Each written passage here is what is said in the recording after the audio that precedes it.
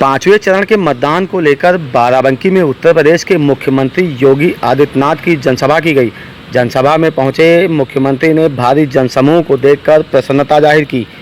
आपको बता दें कि बाराबंकी के विधानसभा हैदरगढ़ में सूबे के मुख्यमंत्री योगी आदित्यनाथ की पांचवें चरण के चुनाव को साधने के लिए जनसभा की गई, जहां पर उन्होंने विपक्ष पर जमकर हमला बोला। उन्होंने कहा कि कांग्रेस व समाजवादी पार्टी के लोग बड़े बड़े दावे करते हैं, लेकिन जब इनकी सरकारें थी तो गरीब भूख से मरता था, किसान आत्महत्या कर रहा था तथा नौजवान पलायन को मजबूर था। लेकिन मोदी सरकार बनने के बाद से सभी को लाभ पहुंचाए जा रहे हैं। अब सीधे सुनवाते हैं जनसभा में मुख्यमंत्री योगी आदित्यनाथ ने क्या कहा। के लिए नहीं, महिलाओं के लिए नहीं, बेटियों की सुरक्षा के लिए नहीं, इनकी सहानुभूति तो माफियाओं के प्रति है, आतंकवादियों के प्रति है।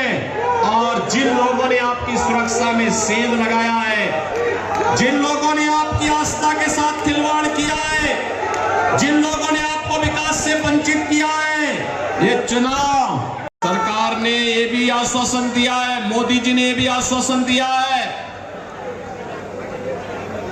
कि भारत के अंदर 100% सिचुएशन के लक्ष्य की ओर ले जाने की दिशा में आगे बढ़ना है, क्योंकि भारत को आत्मनिर्भर और विकसित भारत बनाना है। बहनों और भाइयों, एक तरफ भारतीय जनता पार्टी नेतृत्व की मोदी जी की सरकार, इससे पहले 3 चरण पूरे हुए, 285 लोकसभा सीटों पर मतदान हुआ है और आज 96 और सीटों पर मतदान होगा। पूरे देश के अंदर तीसरे चरण तक जो मोदी लहर थी, अब चौथे चरण में वह सुनामी बनने की ओर अग्रसर है। कारण है पूरे देश से एक ही स्वर गूंज रहा है और वह है कि फिर एक बार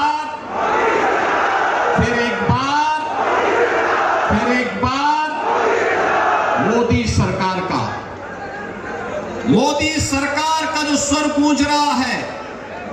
बहनों और भाइयों, ये वैसे नहीं है, इसके पीछे कारण है, क्योंकि आज नया भारत देश और दुनिया के अंदर हुए परिवर्तन का साक्षी है। हम देख रहे हैं दुनिया के अंदर हमारा सम्मान बढ़ा है, सीमाएं सुरक्षित हुई है, विकास के कार्य तीव्र गति से आगे बढ़े हैं और गरीब कल्याणकारी योजनाओं ने नए रिकॉर्ड बनाए हैं। जो एक कांग्रेस के लोग, समाजवादी पार्टी के लोग बड़े बड़े दावे कर रहे हैं, इनके समय की सच्चाई यह है कि गरीब भूख से मरता था, किसान आत्महत्या करता था। बहनों और भाइयों, नौजवान पलायन करता था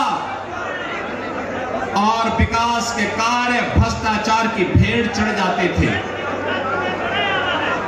आप याद करिए, आज मोदी जी के नेतृत्व में 10 वर्ष के अंदर जो परिवर्तन देखने को मिला है,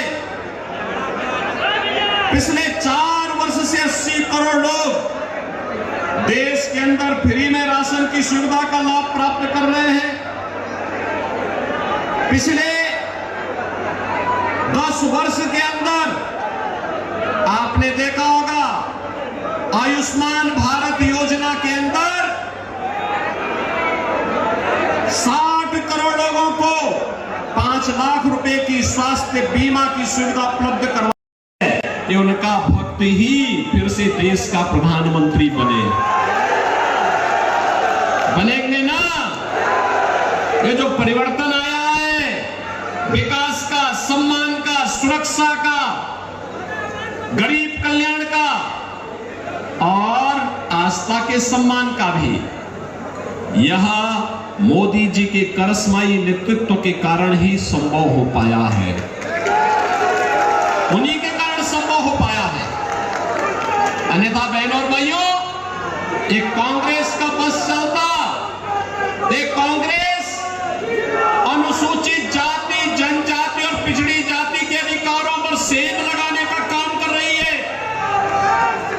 कांग्रेस का मैनिफेस्टो उठा करके देखिए, कांग्रेस का मैनिफेस्टो कहता है, और जब ये सत्ता में थे तब भी इन्होंने जो कारनामे किए थे 2004 से 2014 के बीच, कांग्रेस के प्रत्याशी से पूछना चाहिए, क्या यह सच नहीं है कि जस्टिस रंगनाथ मिश्रा की कमेटी कांग्रेस की सरकार ने गठित की थी, और उस कमेटी ने जो रिपोर्ट दी उसके अनुसार अनुसूचित जाति, जनजाति के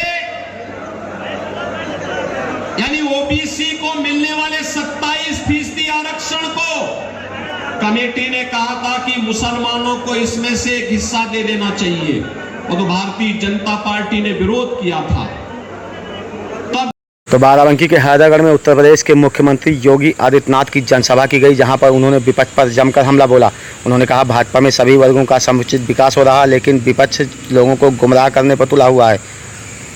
तो राष्ट्रगुरु न्यूज़ के लिए हैदरगढ़ से मुन्ना सिंह के साथ बाराबंकी ब्यूरो रिपोर्ट।